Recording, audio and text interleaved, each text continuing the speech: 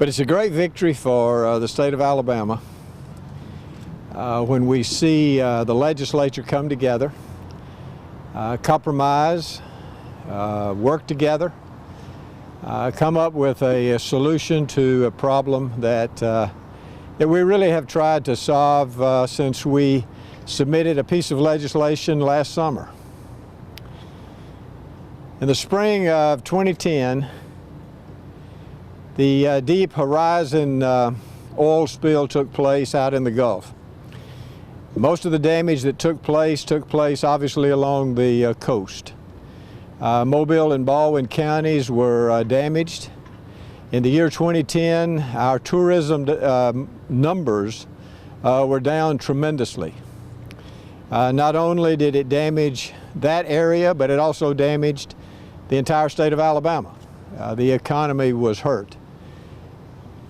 Much of the area in that part of the state has been compensated or is being compensated by things that have been put in place, like that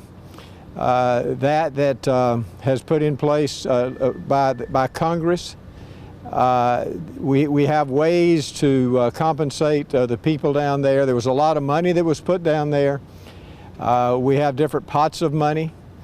And all of this money will be used to help particularly those two areas of the state, Mobile and Baldwin County, especially the southern areas of those two counties. But the entire state of Alabama was damaged. We were the only state in the area of the 5 states that had claims. We were the only state that actually filed suit. And we had it arranged so that the suit would take place in the state of Alabama.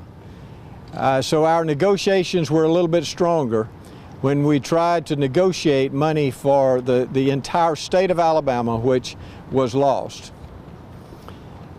When we started the negotiation, when I came into office, I asked my legal advisor, Cooper Shattuck, to be the lead individual as far as the negotiations that were going to take place not only for the state but for all of the areas of the state. And he did that. He did a great job, and I want to thank him for that. We had other groups. We had the Beasley Allen group, which helped us and actually never charged the state anything for their services as far as accumulating the amount of damages that took place in the state. When we first started the negotiations, the court wanted to settle that with me for $300 or $400 million.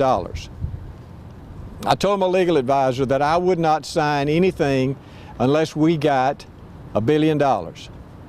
So over a period of several months, as we negotiated that, we were able to get the $1 billion that you're seeing divided up today. They came to me and they first said, then we'll give you $500 million. I said, I will not sign anything till we get $1 billion. So I sent them back, and then 2 or 3 months later they came back, they said, we'll give you $700 million. I said, I will not sign anything till we get $1 billion. Well, we got $1 billion, and that $1 billion is now being divided up by the legislature, and it was done for the entire state of Alabama. So who wins with this? Well, let's first talk about who lost. Mobile and Baldwin County did lose a lot. The people in that county, they suffered. The tourism dollars really suffered. The economy suffered. But the entire state of Alabama also suffered. And so this money that is being divided up today, or was divided up today, was to compensate the entire state of Alabama with some of the extra money going to the 2 counties that was damaged, with the dividing up of the $1 billion. The first $50 million I had already negotiated with the Department of Justice or with the judge, so that the first $50 million would go to help build the lodge down at Gulf Shores. And so this is how we worked on this. We have come to a place, though, that I want to commend the legislature. They have done a great job.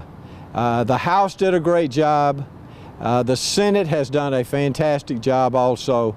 And I want to commend all of our people, our leadership, all of the people in both caucuses, the Black Caucus, the Democrat Caucus, the Republican caucus, all of them, even though some voted against it, it really was a bipartisan vote, and this was a vote for the people.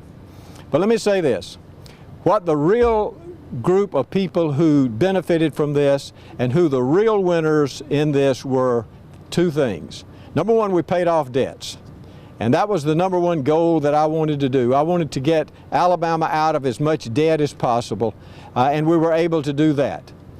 But the real people who benefited from this were the children, the invalids, the disabled, the people in nursing homes, the people who benefit from Medicaid, many of who don't even vote. And as I've said so many times before, there are 500,000 poor children in this state that did not choose to be poor, and we have to take care of them.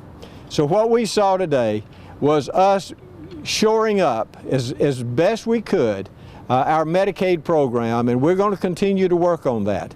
And we're going to continue to try to make that program work well to help the poorest of the poor in this state. It is all about the people. It is all about compensation for the people. It's all about helping the people, and that's why I call this special session. And I truly believe that this is a victory. This is a victory for the people of the state of Alabama, especially those who cannot help themselves.